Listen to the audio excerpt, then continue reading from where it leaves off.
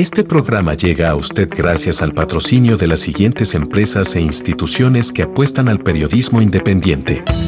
Complejo Solar, Apart Hotel, Villa Regina, Río Negro, Patagonia, Argentina. Centenario se ilumina, alumbrando cada sector de la ciudad para más seguridad y bienestar de todos. Municipalidad de Centenario, con vos siempre. Virginia Pailacar, estética saludable. Sentite bien todo el año. Legislatura de la Provincia del Neuquén. Parlamento Ciudadano. XGym. Dedícate a ser tu mejor versión. Islas Malvinas 260, Neuquén. Sindicato de Petróleo y Gas Privado de Río Negro, Neuquén y La Pampa. Energía que se siente. Minuto Neuquén, diario digital. Betania y Claramonte, peluquería y maquillaje. Villegas y Avenida Alem, Cipolletti. Bahamonde, Seguros Generales. Avenida Olascuaga, esquina Richieri. Y Coyoncura, esquina Salto Grande, Neuquén. Neuquén cambia para vos. Gobierno de la provincia del Neuquén. Mirá cómo lo hago. Grupo de trekking, ascensos, caminatas, entrenamiento. Súmate a la experiencia. www.eldigitalneuquén.com.ar. Tu ciudad digital. Municipalidad de Cutralcó. Colegio Profesional de Técnicos de la provincia del Neuquén. En todo lo bueno hay un técnico. Y bienvenidos a este nuevo programa de Enfocados. Ahora sí, un especial que veníamos esperando con, por primera vez acá en Enfocados, alguien del TCJ, un vocal del TCJ. Estamos hablando del doctor Germán Busamia. Muchas gracias por estar acá en Enfocados, primera vez.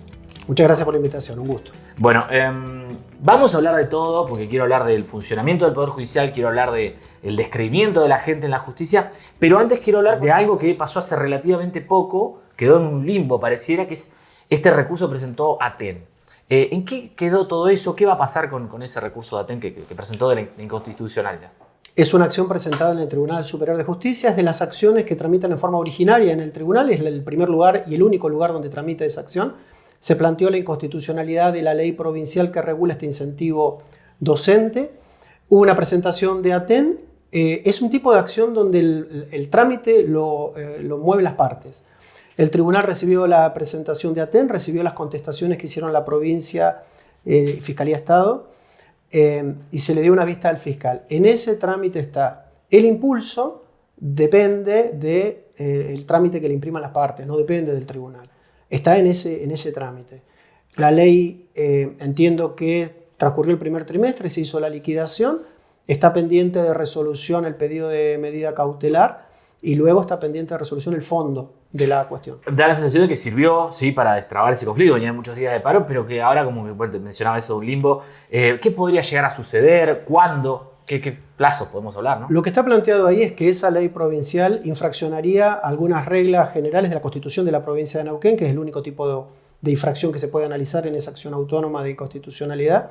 Lo que podría pasar es que el tribunal entienda que es bastante claro el agravio de esa ley provincial con la Constitución y admitiera la medida cautelar que está pedida. La otra opción sería que no la admitiera, que continuara con el trámite de fondo. Y en el trámite de fondo lo único que el tribunal tiene que analizar es si la ley, en abstracto, sin analizar impacto económico o no, infracciona o no la Constitución provincial. De eso se trata. Fundamentalmente el argumento de Aten es que esa ley de incentivo infracciona una prohibición que hay en la Constitución provincial que habla de que no se puede estimular el trabajo o la productividad.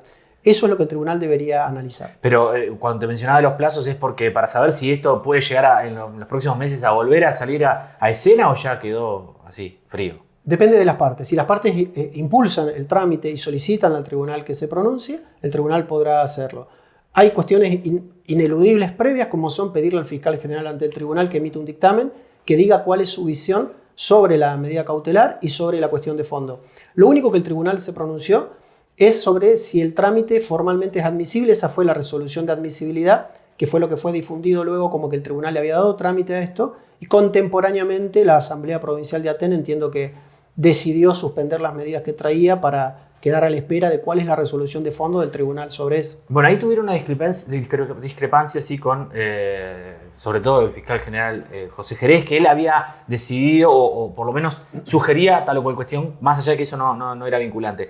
¿Suele haber discrepancias con la visión de la Fiscalía? Pienso en el proceso, en la duración del proceso de investigación, En esto también que se conoció de si alguien puede ser sobreseído después de 4 meses de la etapa preparatoria de investigación. Bueno, ¿suele haber discrepancias con la visión de Fiscalía? Sí, es frecuente que la opinión que emite el fiscal general en una causa de variada materia. Uno normalmente se focaliza en lo que es el derecho penal, las causas que vienen del fuero penal o las acciones autónomas de inconstitucionalidad, pero es bastante frecuente en los dictámenes que realiza el Ministerio Público Fiscal que el tribunal en definitiva no comparta el abordaje, la visión, la interpretación que hace el fiscal general de la normativa nacional y convencional sobre determinada materia. Es frecuente.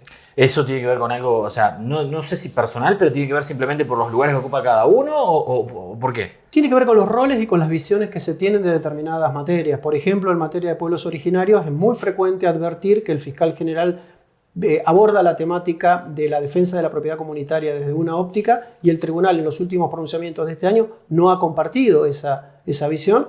Son cuestiones absolutamente propias de los roles que cumple cada uno. El fiscal general recomienda, elabora un dictamen, quien resuelve es el Tribunal Superior de Justicia en pleno o en la sala cuando corresponde.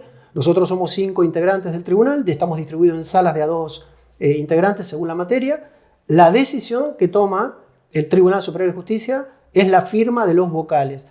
Se suele escuchar también que cómo puede ser que el fiscal dictaminó en un sentido y el tribunal en otra. Por constitución, quien toma las decisiones jurisdiccionales es el Tribunal Superior de Justicia, que el fiscal integra junto con la defensora general. El tribunal somos 7 integrantes, los 5 vocales más el fiscal y la defensora, pero en lo jurisdiccional tomamos las decisiones los vocales del tribunal. Bien, hace algún tiempo estuvo acá el fiscal Braido Bale y había pasado justo en ese momento algo que él había criticado, si se quiere, un fallo y me habías mencionado en una entrevista radial que no estaba bien, que quizás que se mediaticen ciertas críticas. ¿Por qué? Contanos esa visión, me interesa saber, porque justamente cuando vino acá se lo pregunté, vino Jerez también se lo pregunté, ahora te lo quiero preguntar. No es la primera vez que se advierten declaraciones públicas de algún operador del sistema de justicia penal, como es en este caso el fiscal, pero ha pasado con la defensa pública en el pasado, que cuando obtienen resoluciones que no esperaban de un juez de garantía o de una jueza de garantía, juez de impugnación o juez de revisión, hacen este tipo de declaraciones donde cuestionan el conocimiento, la formación, la independencia que pueda tener ese juez. Lo que he dicho en ese caso, casi siempre mi comentario ante esos casos es similar. Creo que la comunidad no está esperando que los funcionarios judiciales den difusión sobre las visiones internas que puedan tener sobre cómo cada uno trabaja al interior. A la ciudadanía entiendo que se le debería transmitir solamente la decisión, cuál es la solución que se aporta desde el Poder Judicial al conflicto que ha sido traído al Poder Judicial. Esto, en ese caso concreto, recuerdo que el fiscal, bastante molesto por un tema que tiene que ver con medio ambiente, había manifestado que el problema era que los jueces no tenían formación académica adecuada, entrenamiento en derecho ambiental, lo que tiene que ver con la idoneidad técnica de quienes ejercen la magistratura.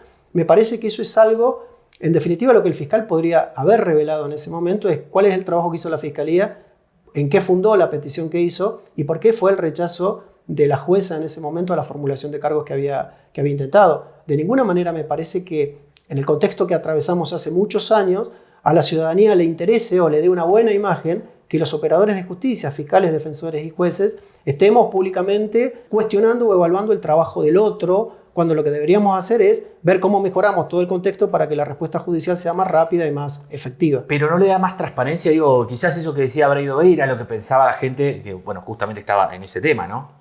Yo creo que la transparencia tiene que ver con el trabajo que se hace al interior del servicio de justicia, por qué demoran lo que demoran las causas judiciales, si la calidad es la adecuada, si es un servicio independiente de cualquier injerencia externa, provenga de donde provenga.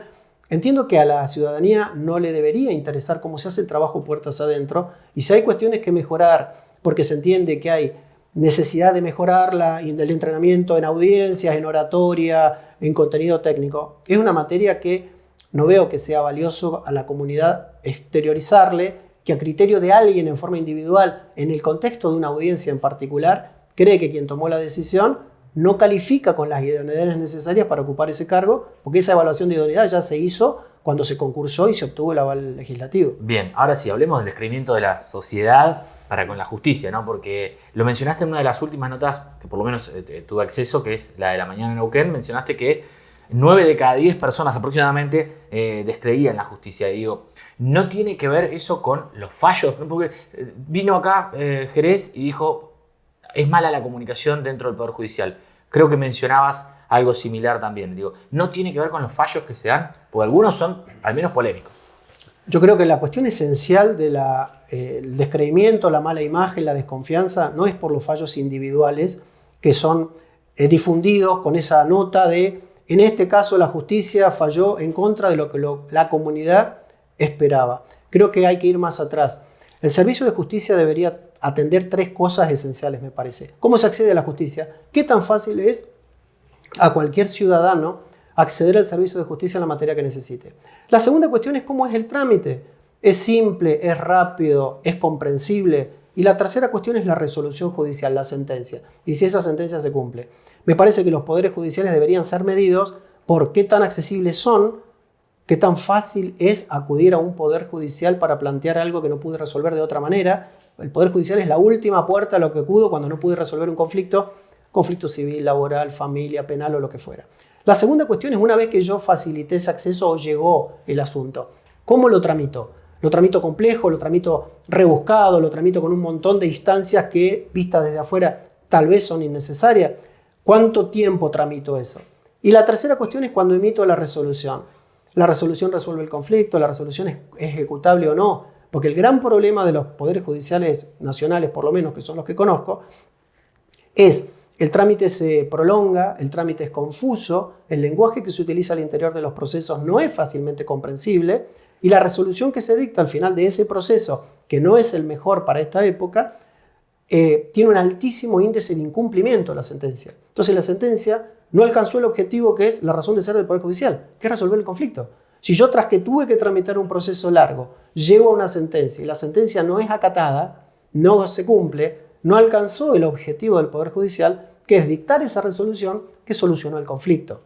Entonces, yo creo que el descreimiento pasa porque la ciudadanía no percibe que el Poder Judicial sea accesible, que el Poder Judicial tramite adecuadamente ese conflicto bajo las reglas que correspondan, y ahí viene el tema de los códigos procesales vigentes, y finalmente que las sentencias no se dictan en el tiempo que corresponde, con la calidad que corresponde, con la claridad que corresponde, y tampoco el Poder Judicial articula las vías necesarias para que esas sentencias se cumplan en la realidad. A mí me parece que esta es la esencia del descreimiento. La ciudadanía no percibe que el servicio de justicia sea un servicio que esté dando resultado. Paradójicamente a esto que yo manifestaba y que los números se han actualizado y se han incrementado, el nivel de descreimiento es superior al 90%. 11 de cada 10. Claro, pero también uno cruza eso con, sin embargo, cuando uno le pregunta a una persona, ¿a dónde acudiría si tiene un conflicto? El 75% responde, acudiría al Poder Judicial. No es nada novedoso porque no tiene otro lugar donde acudir. Es decir, acudiría, pero atravesado por esto de que desconfía de poder obtener una respuesta judicial rápida, de calidad y que le solucione el conflicto. Bueno, yo te escuchaba atentamente recién, pero tengo que retrucar, y es una crítica no hacia tu persona, sino en general, ¿no? Es lo que mira la gente, del otro lado. Y voy a citar un salpicón porque entiendo que si voy a un caso puntual, no vas a poder meterte con el caso puntual, pero sí, hay responsables políticos que generalmente normalmente no están con alguna pena o no una condena, ni mucho menos. El caso, por ejemplo, del PCB, que lo teníamos hablado hoy, con las mismas pruebas se iba a llevar a juicio a uno de los imposibles imputados, y que era un X, una persona que no tenía cargo político, y del otro lado, quien sí era presidente y tenía un cargo político, no se le iban a formular cargos. Eso va generando, obviamente, también malestar en la gente. Después, bueno, lo que mencionaba de desarrollo social también. No hay figuras políticas que se mencionaron siquiera investigadas. Entonces va generando un malestar en la gente que no lo ve del otro lado de la justicia una respuesta que le dé confianza. Pero hay dos planos distintos. Sí. Todo lo que has mencionado es lo que se ha dado de comunicación desde el Poder Judicial o desde algún ámbito sobre el contenido de esos hechos judicializados. Sí.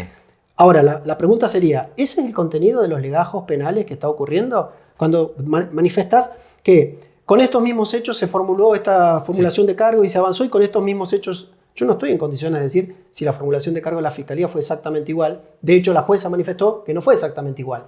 Por lo tanto, el problema, lo que habría que definir para despejar esto, es si es un problema de cómo se comunica desde cualquier ámbito. Si el Tribunal Superior no comunica, o el Colegio de Jueces Penales no comunica, y el Ministerio Público Fiscal o de la Defensa comunican de otra forma, lo que llega a la comunidad es la información que cada operador del sistema de justicia penal quiere instalar en la comunidad. Yo no estoy en condiciones de afirmar, de hecho, haría como una reserva de si cada uno de los casos que he manifestado donde se dijo que se iba a avanzar hasta acá, realmente eso está reflejado en los respectivos legajos de investigación, porque vamos a tener que volver a algo que tiene que ver con otras responsabilidades institucionales, para llamarlo de alguna manera. El Poder Judicial está obligado, los jueces están obligados a llevar adelante los trámites según las leyes procesales que están vigentes en la provincia. No cualquiera, las leyes procesales vigentes. En materia penal, que es lo que tiene más atractivo público, el código vigente no es un código muy antiguo, tiene 10 años de vigencia. Se sancionó en el 2011, se puso en vigencia en el 2014. Es este código acusatorio, adversarial, videofilmado, muy transparente, porque casi cualquier persona puede acceder a las videofilmaciones de las audiencias. Ahora, hay un gran canal de comunicación que surge del fuero penal, que en algunas ocasiones he podido comprobar que no se corresponde exactamente con lo que se ha litigado y resuelto en las audiencias que se mencionan. Es de alguna manera la versión que una persona que en esa audiencia obtuvo éxito o no en el planteo que hizo, transmite a la comunidad qué es lo que pasó en esa audiencia. Tal vez esta falencia en la comunicación es permitir que haya una sola visión sobre lo que pasó en el servicio de justicia. Ahora, insisto, la información es derivada de los hechos que ocurren. No deberían ajustarse lo que se informa con relación a los hechos reales ocurridos. Porque si no, la información tiene cosmética, se embellece, se la presenta desde algún lugar que favorece una posición. En todos los casos que hay algún impacto público, muchas veces tratamos de conocer qué es lo realmente ocurrido y en muchas veces uno se encuentra con que las versiones que se difunden, que son lo que los medios y la gente legítimamente toma, no se han correspondido exactamente con los debates técnicos que ocurrieron en esas audiencias, y si uno compara situación con situación, no ve tan claramente esa identidad de planteos que recibieron diferentes resultados judiciales. Pero voy a seguir con esto porque entiendo y adhiero que siempre hay alguien que quiere mostrar lo que le conviene, ¿no? Y obviamente el trabajo que hizo y va para acá, hasta ahí bárbaro. Pero del otro lado mucha gente está diciendo, entonces es una provincia maravillosa porque no tiene políticos corruptos. Nunca hay un responsable político que haya sido, aunque sea, señalado por la justicia. Eso es de llamar la atención. Y hay justamente no solamente doña Norma en casa que lo opina, por ahí sin conocimiento, sino que referentes, y tenemos por ahí, vamos a ver, un salpicón de frases de referentes del Poder Judicial, del Poder Político, de los gremios, que dicen esto: doña Norma o don Pepe roba una gallina y le cae la justicia, la política no. Y en general, digo, el Poder Judicial de Neuquén es quizás visto por fuera por no tener nunca... referentes políticos en la mira. Digo, eso también, ¿qué pasa? Bueno, pero vamos al revés. Sí. No existe ningún impedimento normativo en la provincia, ni de legislación nacional ni provincial, que impida que una persona ejerza la función que ejerza, sea sometido a investigación, a juzgamiento y a condena. No existe ningún impedimento. Si no está ocurriendo, no es porque existe un impedimento normativo de alguna naturaleza, de Código Penal Nacional, de Código Procesal Penal Provincial, de leyes especiales provinciales. No existe ningún impedimento normativo para que cualquier persona sea sometida a investigación, juzgamiento y condena. 3 etapas del proceso penal distintas. En nuestro sistema acusatorio vigente desde el 2014, la dirección de la acción penal está a cargo del Ministerio Público Fiscal. Muchas de las personas invitadas a este programa lo han explicado. Si el Ministerio Público Fiscal decide o no decide investigar a determinada situación, orientar la investigación, elegir de lo que va adquiriendo en esa investigación determinada línea, es absolutamente materia del Ministerio Público Fiscal. Mucha gente tiene en su concepción que como el juez, cuando el fiscal le vino a traer su teoría del caso, no profundizó el juez y no incluyó, está expresamente prohibido por la ley procesal penal vigente en Neuquén. El Código Procesal Penal vigente le impide al juez de garantía que escucha la formulación de cargos que desea hacer el Ministerio Público Fiscal, introducirse en esa formulación de cargos y modificársela. Si el fiscal no incluye entre las personas sujetas a investigación por las que pide plazo de investigación, o no incluye al momento de venir con la otra audiencia un poco más compleja técnicamente, que se llama de control de acusación, después de haber transitado un proceso de investigación después de una formulación de cargo, ningún juez de garantía, de revisión, de impugnación ni de Tribunal Superior de Justicia puede modificar la teoría del caso y el alcance que le ha dado el Ministerio Público Fiscal en su investigación. Yo entiendo que la ciudadanía y muchos medios de comunicación entienden Poder Judicial o Justicia como lo mismo. No somos lo mismo. Y siempre se carga sobre la figura de los jueces porque se entiende que son los que tenemos la posibilidad de modificar las cosas. En el fuero penal, podríamos hablar largo de todos los otros fueros, pero en el fuero penal esto está expresamente señalado. Las investigaciones las decide en la etapa preliminar, en la etapa preparatoria, en la etapa intermedia, en los juicios. Los jueces no pueden de ninguna manera, los jueces penales de garantía que llevan adelante las audiencias, no pueden de ninguna manera modificar lo que el Ministerio Público Fiscal trae. Pueden entender que hay algunas personas a las que se está solicitando investigación que la teoría del caso no es lo suficientemente sólida como para decidir el juez de garantía, tener por formulado los cargos y vincular a esa persona con una investigación penal. Eso es lo que hemos comentado en el caso anterior. Una jueza entendió que no estaba adecuadamente formulada la teoría del caso. ¿Cuál es la solución a esa carencia que genera la resolución de la jueza? Volver a formular cargos adecuadamente. Por eso es que también a veces cuando he hecho declaraciones he dicho, ¿para qué instalar esto con este impacto si lo que el fiscal tal vez ha molestado de esas resoluciones que le hayan dicho, mire, su trabajo, en mi opinión, dice la jueza, no está completo. Vaya, complételo, mejórelo, lo trae de nuevo, vuelve a formular cargos y ahí veo si los hechos que usted dice encuadran en esta figura penal, si estas pruebas son suficientes para vincular en forma provisoria a esta persona y si la voy a someter a un proceso. O sea, que no haya responsables políticos nunca también es parte culpa de la Fiscalía, digamos. Quien tiene en sus manos las herramientas del Código Procesal Penal para llevar adelante una investigación contra cualquier persona por cualquier ilícito es el Ministerio Público Fiscal, sin ninguna duda. Y desde tu vereda, ¿no? No se está, o sea, tu opinión quizás, ¿no se está actuando de oficio? Hablo de la Fiscalía, no, lo que ves vos desde el otro lado, ¿no? ¿No se trabaja de oficio ya? Yo creo que sí se trabaja de oficio. Conozco varias actuaciones que han comenzado por noticias periodísticas, por declaraciones en algún medio. Lo que pasa es que hay mucho trabajo silencioso que solo la Fiscalía podría revelarlo. ¿Por qué? La provincia de Neuquén tiene una población de alrededor de 720.000 habitantes. Hay 50.000 o 55.000 denuncias al año de ilícitos penales. Ese es el volumen de comunicaciones de ilícitos penales que recibe el Ministerio Público Fiscal. De esas 55.000 denuncias, poco más de 2.000 son las que ingresan al sistema donde va a generarse una audiencia en presencia de un juez de garantía. Sobre el resto del volumen, las 53.000 denuncias anuales, el Poder Judicial, para llamarlo de alguna manera, Tribunal Superior de Justicia, juez de garantía, no tiene conocimiento qué ocurre. Entonces, en ese volumen de ilícitos que la Fiscalía procesa y gestiona y le aplica un archivo, un desistimiento, una aplicación de criterio de oportunidad, una mediación penal, los jueces no tienen ningún conocimiento. Y está bien que no tengan conocimiento porque así está diseñado el sistema procesal penal. Si como comunidad no estamos satisfechos con que el fiscal sea la única autoridad que puede investigar o con que el sistema depure las causas de esta manera, lo que tenemos que pensar es modificar la ley. No pedirle a los jueces que hagan lo que la ley no indica que los jueces tienen que hacer en este sistema acusatorio, adversarial, por audiencia, con oficinas judiciales y juicio por jurado. Mencionaste depurar y justamente me vino una palabra que dijo acá un ex fiscal que, bueno, justamente pasó por el programa. Habló de una purga o un saneamiento en el Poder Judicial que era necesario. ¿Considerás que en algunos puntos sea necesario? Como cualquier organización, el Poder Judicial tiene 2.300 personas trabajando. Como cualquier organización, hay gente que está comprometida, que entiende la función, hay gente que cumple con sus deberes, hay gente que no cumple con sus deberes. Como cualquier organización saludable, debe tener su propio esquema de análisis de lo disciplinario cuando corresponde, de que eso disciplinario, en la parte interna del Poder Judicial, hay investigaciones administrativas, hay sumarios administrativos para todas aquellas personas que cumplan funciones hasta fiscal, defensor o jueces, que son los que estamos sujetos a jurado, enjuiciamiento o juicio político. Por supuesto que soy partidario que cualquier persona que no cumpla con el perfil, con las idoneidades, con el compromiso, con el cumplimiento de las funciones, tiene que ser sometido a proceso disciplinario. Lo que no estoy de acuerdo, y es bastante conocido al interior del Poder Judicial, es que las cuestiones que empiezan como cuestiones de salud terminen como cuestiones de ausentismo y terminen como cuestiones disciplinarias.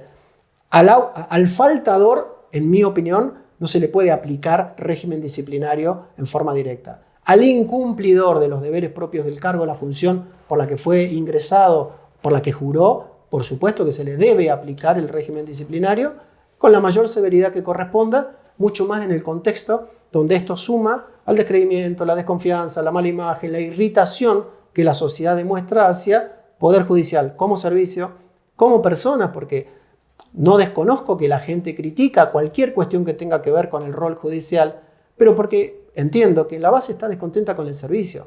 Si el servicio fuera bueno, tal vez no se criticaría como se criticaría a quienes integramos el Poder Judicial de forma individual. Por eso se critica todo a las personas, porque las personas no estamos cumpliendo con el rol, no estamos devolviendo un servicio, no parece que estuviéramos haciendo nada para cambiar. Entonces, todo ese contexto, cualquier cosa que provenga del Poder Judicial es mal visto, no va a recibir aplauso, y no conozco una sola vez que se haya proyectado una noticia que el Poder Judicial creyó buena, que haya recibido aplausos generales. No ha pasado en los últimos años. Le hice la pregunta esta a todos los actores del Poder Judicial en los diferentes cargos que tienen, pero si la justicia es independiente, ¿qué consideras? ¿Cómo se mide el nivel de independencia de la justicia? ¿Cuál debería ser el parámetro? Porque institucionalmente yo respondo que sí, por supuesto que es independiente. Ahora, la independencia se mide en cada uno de los actos. Nosotros como Tribunal Superior de Justicia tenemos actos administrativos, la administración corriente del Poder Judicial, tenemos actos jurisdiccionales, cuando dictamos la sentencia de las materias que nos corresponde, tenemos actos institucionales, la vinculación con los otros poderes del Estado, el Ejecutivo, el Legislativo, Consejo de la Magistratura, Tribunal de Cuentas, todo el esquema de la red institucional con la que hay que convivir y hay que buscar puntos de encuentro y equilibrio. Perder la independencia sería que cuando yo tengo que pronunciarme en alguno de estos ámbitos, yo tenga mi decisión condicionada por lo que puede esperar, lo que puede pensar otro ámbito. Medido así, yo no siento en absoluto que, al menos en mi función, yo tenga limitada la independencia para tomar las decisiones. Por supuesto que vuelvo a lo anterior. Hay muchas personas que no entienden la trascendencia del rol que tienen dentro del Poder Judicial y tienen algún tipo de permeabilidad a lo que leen en los medios de comunicación, a lo que proyectan que puede ser que se los critique, a lo que sea el escrache social, a lo que sea tener que explicarle a las personas cuando tocan la puerta de los despachos por qué motivo se resolvió algo de una manera o de otra. No desconozco también que, como cualquier organización, en el contexto general institucional que vivimos, seguramente habrá personas que al momento de resolver estarán algo condicionadas por otras cosas. No debería ocurrir, y desde el tribunal, en el rol que a mí me toca, de ninguna manera se consiente, ni se tolera, ni se avala semejante condicionamiento a las decisiones que se tienen que tomar. Concretamente, en el caso de desarrollo social, acá el gobernador, no es que lo dijo un vecino, ¿no? Sino el gobernador dijo, ¿vos pensás que hubiera avanzado la causa de desarrollo social si el resultado de las elecciones hubiese sido otro? Y se habló de un llamado que tuvo, no sé si con Jerez, con Miñerol o con quien fuera, para que eso se moviera diferente porque se estaba moviendo para otro lado o no se estaba moviendo. Ahí en eso también uno menciona la independencia. Pero de nuevo hay como planos. Sí. Yo entiendo que quien ejerce roles públicos tiene que hacer declaraciones con impacto para que la comunidad sepa cuál es la visión que tiene esa persona sobre lo que debería ser la realidad del Poder Judicial.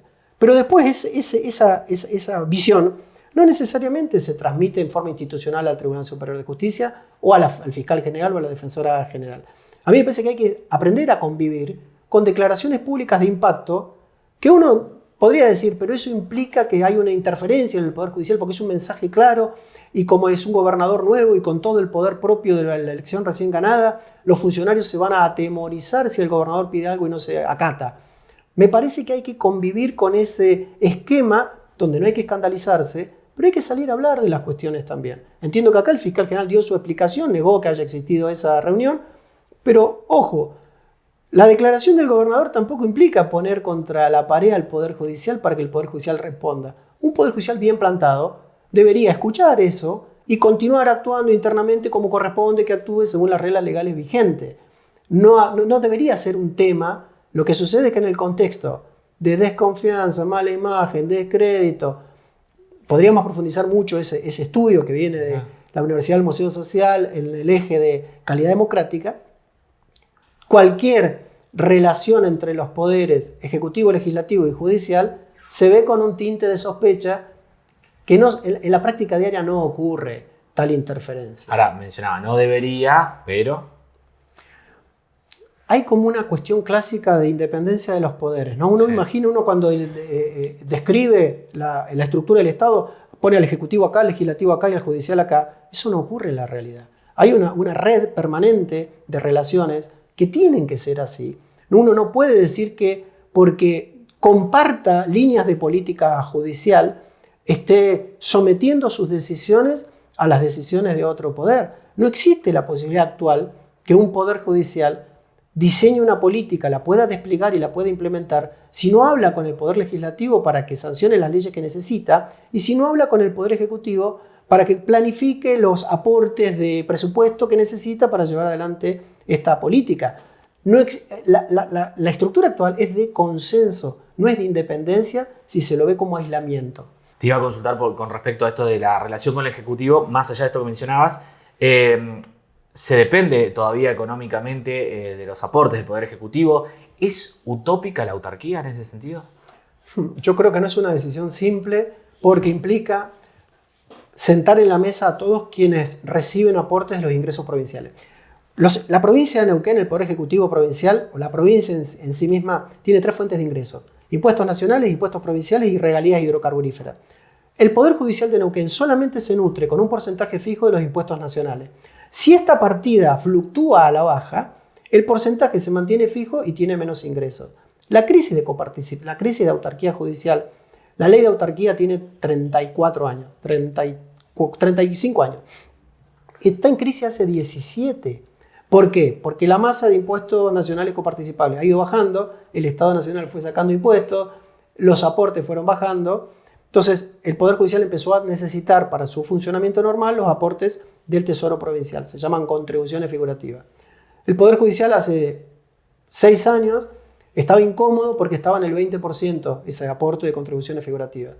Este año va a cerrar con el 50% y las contribuciones figurativas que están previstas en el presupuesto para el año próximo rondan el 50% del presupuesto.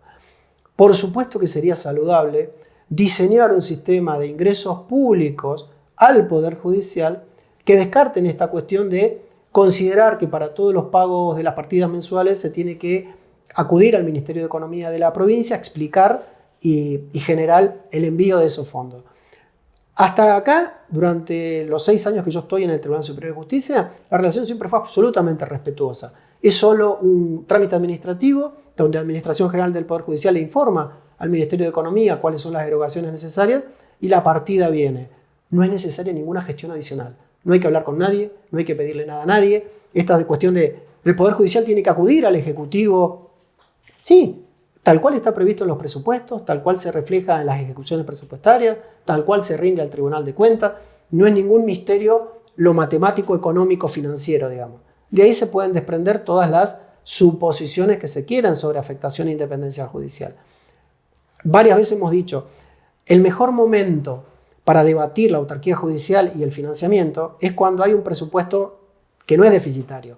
Tal vez, viendo cuál es la presentación del presupuesto provincial que se hizo para el año próximo, empiece a ser momento para empezar a pensar ley de autarquía frente a una nueva ley de coparticipación provincial, porque seguramente de los fondos que haya que destinar en forma pura y directa al Poder Judicial, haya algunas otras partidas del Ejecutivo que tengan que ser reformuladas. Entonces, es una discusión donde tienen que estar sentados los poderes y seguramente el Ejecutivo Provincial y los municipios provinciales. Bien, últimas preguntas, ya pasó más de media hora. ¿Qué evaluación haces o tenés del Consejo, siempre dentro de lo que puedas hablar, ¿no? Del Consejo de la Magistratura? Y acá te direcciono un poquito.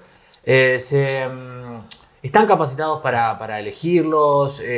¿La sociedad debería tener algún tipo de, aunque sea indirectamente, poder no elegir los jueces, pero sí elegir el Consejo, tener más acción con el Consejo de la Magistratura? Es fundamental. Si uno mira Poder Judicial, no hay posibilidad de mejorar el Poder Judicial si uno no mira simultáneamente Consejo de la Magistratura y Legislatura Provincial en cuanto analiza los pliegos que el Consejo de la Magistratura remite.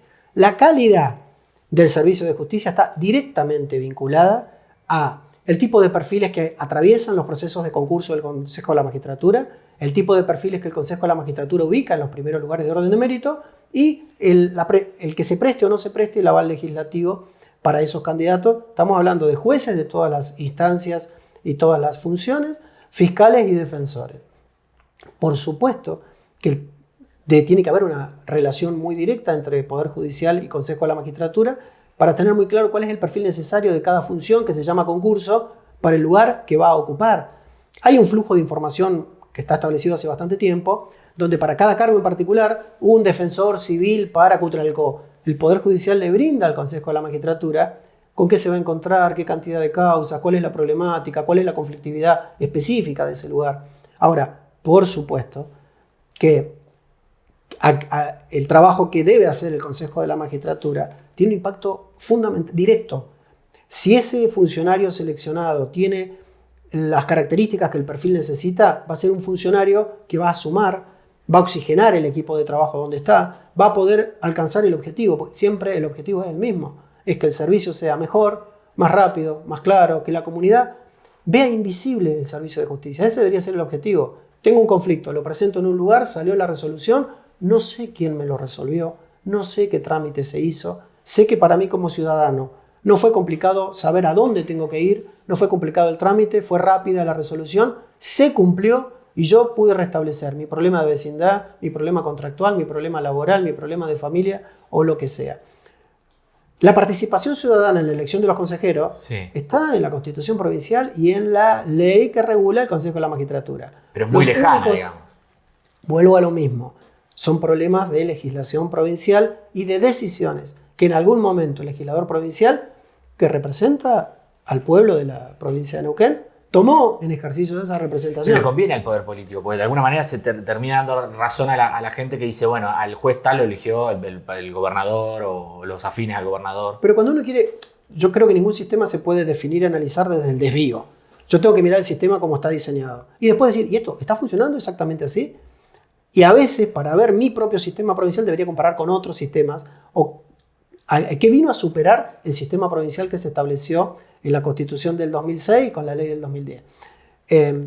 Si hay una evaluación crítica sobre el trabajo que termina haciendo el Consejo de la Magistratura, podemos someter a debate con la gente del Consejo de la Magistratura cuánta gente se está presentando, en qué proporción alcanzan el perfil que se está buscando, si hay algunos aspectos de las 3 etapas del proceso de selección, la de antecedentes, la de evaluación técnica y la de entrevista, que se cree que habría que someter a crítica, reformular, mejorar. No estoy en condiciones de afirmar tampoco que la participación ciudadana directa sea una solución mejor a lo que tenemos. Si dice, pero podríamos mejorar. Creo que es una conducta humana necesaria creer que siempre en lo que tenemos, por mejor que sea, se puede mejorar en algo. Si no se puede mejorar el procedimiento, mejoremos en comunicación, mejoremos en calidad, mejoremos en servicio, lo que sea. Pero lo que estoy absolutamente convencido es que no hay posibilidad de mejora del Poder Judicial como servicio si no se piensa en conjunto, simultáneamente, Consejo de la Magistratura y no se piensa al mismo tiempo con Legislatura de la provincia de Neuquén. El resultado del producto, el funcionario, fiscal, defensor o juez, que atraviesa el proceso y obtiene el aval de la legislatura, es crítico para poder mantener, empeorar o mejorar el servicio de justicia. Bueno, ahora sí, una de las últimas.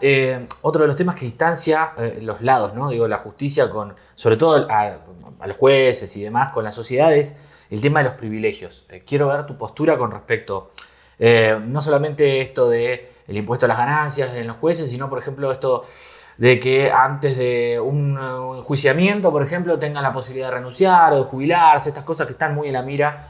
Quiero saber tu postura.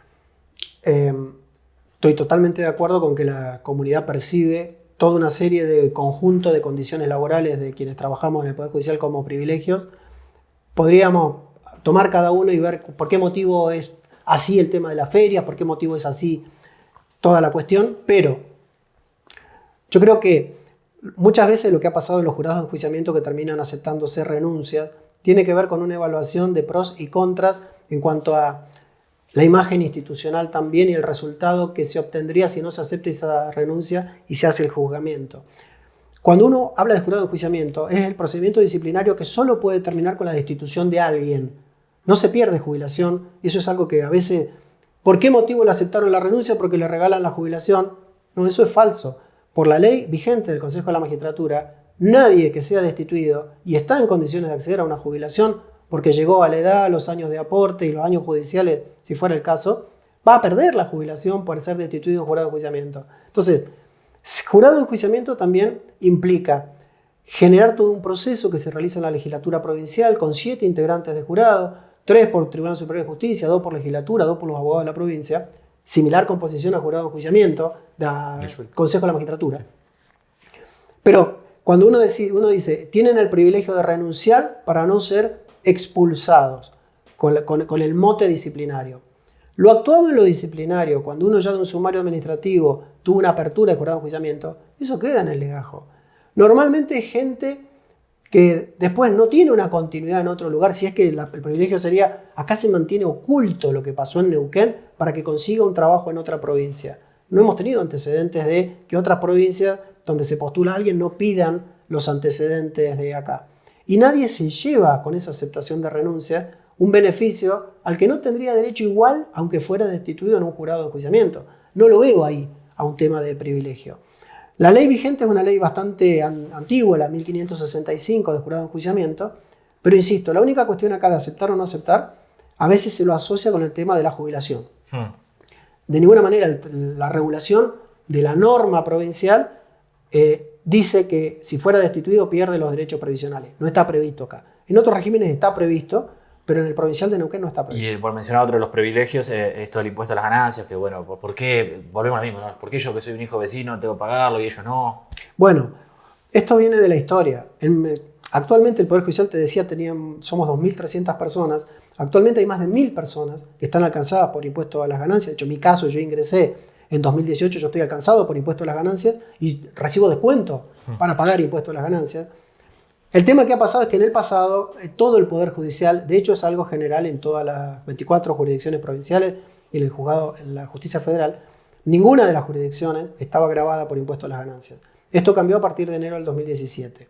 Entonces, todo el problema de implementación fue qué tratamiento se le da al que estaba en el Poder Judicial antes de enero del 2017 y qué tratamiento hay al posterior.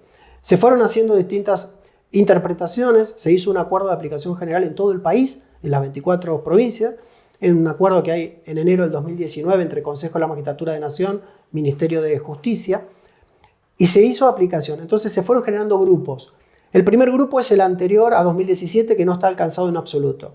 El segundo grupo es el de enero del 2017 a julio del 2024, por la entrada en vigencia de la ley del paquete fiscal, la 27742. Entonces, se van generando grupos de personas que también tienen distintas tensiones al interior del Poder Judicial. Yo entiendo también, de hecho yo provengo de la profesión, estuve 25 años de mi vida en la profesión, alcanzado por impuesto a las ganancias, con una calidad por ser trabajador autónomo, y cuando se ingresa al Poder Judicial cambia la aplicación del impuesto a las ganancias, como cambia para cualquier persona en relación de dependencia, con relación a cómo se liquidan en el régimen autónomo. Pero en el Poder Judicial se está haciendo una transición de aplicación gradual y sostenida cada vez en mayor escala del impuesto a las ganancias. Es una situación transitoria que en algunos años más yo creo que no será más tema. Lo que termina sucediendo es esto que digo. Hay grupos de personas que van sosteniendo que el derecho que tienen a mantener el nivel de remuneración debe ser respetado. Entonces sostienen, yo no tengo problema en tributar impuesto a la ganancia, lo que estoy en desacuerdo es que me reduzcan el sueldo. No tengo problema en que se pague el impuesto a la ganancia mientras no afecte lo que yo vengo cobrando por hacer este trabajo de los años que vengo haciendo este trabajo. Entonces hoy tenemos esta realidad en todos los poderes judiciales del país, porque es un tema que se habla a nivel de Junta Federal de Cortes. Hay un corte, hay gente, grupo 1 hasta enero del 2017, hay un grupo 2, enero de 2017, julio de 2024, y hay otro grupo que es posterior a julio de 2024, que hay como una incertidumbre ahí, cuál va a ser el régimen general que se va a aplicar para las personas que ingresen al Poder Judicial y vayan a tener un impacto en la liquidación de impuestos a las ganancias, seguramente diferencial con relación al que se viene aplicando. Bien, y la última, ahora sí, si te liberamos ya en casi 45 minutos, tiene que ver con las cárceles llenas. ¿Qué hacemos? ¿Cómo se va a determinar quién va en cana o no, básicamente? ¿Qué hacemos con eso? Más allá de que está la ley esta de emergencia carcelaria. ¿Qué hacemos? El Poder Judicial tiene que seguir haciendo lo que tiene que hacer, que es investigar, juzgar y condenar. La cuestión carcelaria es una cuestión que sería fácil para mí decir que es una cuestión del Poder Ejecutivo, donde el Poder Ejecutivo debe arbitrar las medidas necesarias para generar el alojamiento para que el Poder Judicial pueda ubicar las personas condenadas. Bueno, eso sería muy simplista y no es así lo que se viene viviendo y trabajando hace bastante. Es una situación compleja. Desde noviembre del 2022, las dos juezas de ejecución que tenemos en la provincia dispusieron que no se incremente más la cantidad de personas privadas de libertad. Nosotros tenemos un indicador bastante alto de personas privadas de libertad en la provincia. Hoy están alrededor de 760 personas en toda la provincia. hay unas 550 unidades de detención, tenemos 10 cárceles en la provincia y el resto de la red de comisarías. No es correcto que haya personas que están esperando iniciar el cómputo de una pena privativa de libertad en una comisaría. Es la realidad que nos impone esta emergencia carcelaria que se está tratando. No es solamente ampliar el alojamiento, no es solamente un pabellón más en la unidad 11 o en la unidad 21 de Cutralcó o en la unidad 31 de Zapala, que es lo que se está trabajando.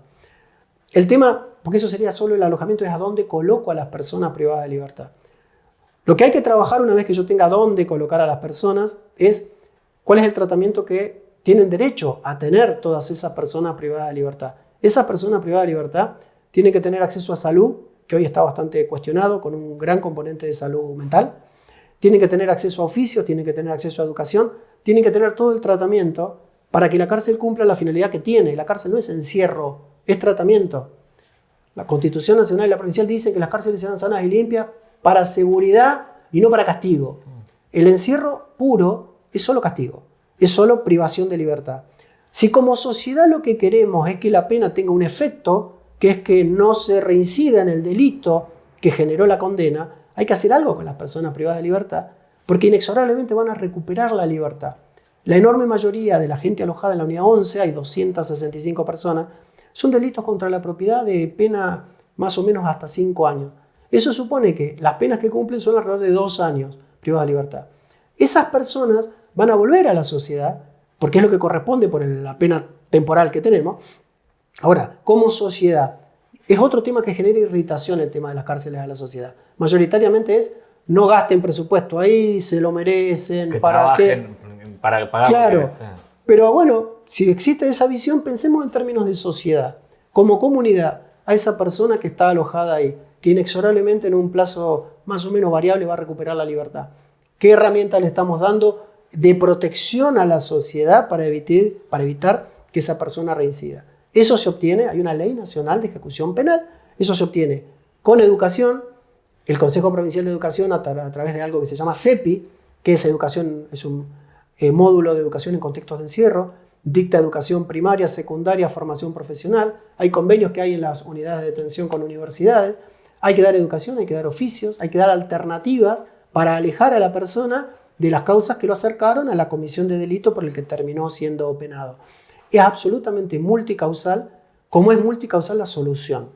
Está vigente la emergencia carcelaria este año en la provincia de Neuquén, que lo que ha dado es la posibilidad de aplicar fondos a obras, pero, insisto, un eje es infraestructura, cantidad de alojamiento. Hay unas 75 plazas que se están proyectando ampliar con las 3 pabellones que se están construyendo o licitando o iniciando el programa. Estaba la relación esa del Ejecutivo Provincial y Servicio Penitenciario Provincial con Cárcel de Cenillosa por las 85 plazas. Eso no ha avanzado por el momento, por lo que sabemos, pero el eje infraestructura tiene que ir con el eje educación, salud pública y además con el eje de tratamiento. Es complejo el sistema y el tema de fondo debería ser, en una población como la que tenemos nosotros, con este sistema procesal penal, ¿cuál debería ser la cantidad de personas privadas de libertad que da el sistema de juzgamiento penal? ¿Es infinito? ¿Lo podemos determinar? ¿Lo debemos determinar? Yo creo que hay que hacer un gran esfuerzo institucional desde el interior del Poder Judicial comenzando para decir, a ver, con este sistema de juzgamiento, si hablamos de los delitos de flagrancia, si hablamos ahora del juicio directo que se pidió la modificación del 222 del Código Procesal Penal para juzgar más rápido, si estamos hablando de narcomenudeo o microtráfico, ¿qué cantidad de personas potencialmente privadas de libertad vamos a tener en la provincia? Y si esto tiene una relación con la población, con la criminalidad, todo esto es relación de porcentaje que estoy diciendo, tiene que tener un sentido. Si yo hago análisis... ¿No te gusta lo que se avance con el narcomenudeo, con las cárceles como están? Entonces no estás a favor de que se tome la lucha contra el narcomenudeo, no en sí por el motivo, digo, sino porque no está... No, genera preocupaciones de cómo se va a abordar eso, porque las cárceles, ya las comisarías ya están al límite de lo que pueden recibir cuando no son los lugares naturales para recibir a personas que están en tránsito a ingresar a una unidad de detención. Esto, normalmente por narcomenudeo estamos hablando de penas de duración menor, entonces son esas personas donde tal vez el tratamiento habría que abordarlo de otro lado. Me parece que el sistema es complejo, yo no estoy en absoluto en desacuerdo con el narcomenudeo, sí estoy preocupado. Primero porque de con todas la lucha contra si no te van a recortar acá, si no estoy en desacuerdo con el narcomenudeo. Por supuesto, acá ahí socialmente tenemos instalado alguna forma de expresarnos. Por supuesto que me parece que la lucha, que creo que ya es un elemento común, que la gran mayoría de los delitos y la situación de violencia está atravesada, determinada por alguna situación de consumo problemático. Hay una cuestión de drogas subyacente en gran cantidad de ilícitos contra la propiedad y de violencia física y de violencia sexual. No se puede desconocer la necesidad de abordarlo. Ahora, el diseño que se haga, porque no es solamente trámite, es investigar, juzgar y condenar, y a dónde ubico a esas personas y qué tratamiento le doy a esas personas para que todo el sistema penal tenga un sentido. Porque si el sistema de condenas y de personas condenadas es creciente, no es un buen indicador. Yo lo que tendría que lograr es tener desplegada una política de criminalidad que baje el nivel de delitos que ocurren, por lo tanto baje el nivel de causas penales que se abren, por lo tanto baje el nivel de personas condenadas. Neuquén hace 5 años tenía 515 personas condenadas, hoy tiene 765. Esa comparación nos tendría que generar decir, vamos a investigar algo. ¿Esto está bien? Tal vez la respuesta sea sí, está bien, por el crecimiento demográfico. Neuquén es un lugar especial. El censo 2022 arrojó que Neuquén creció el doble que la media nacional. Y tenemos zonas en Neuquén, como Anielo o el sur, que creció 4 veces la media nacional.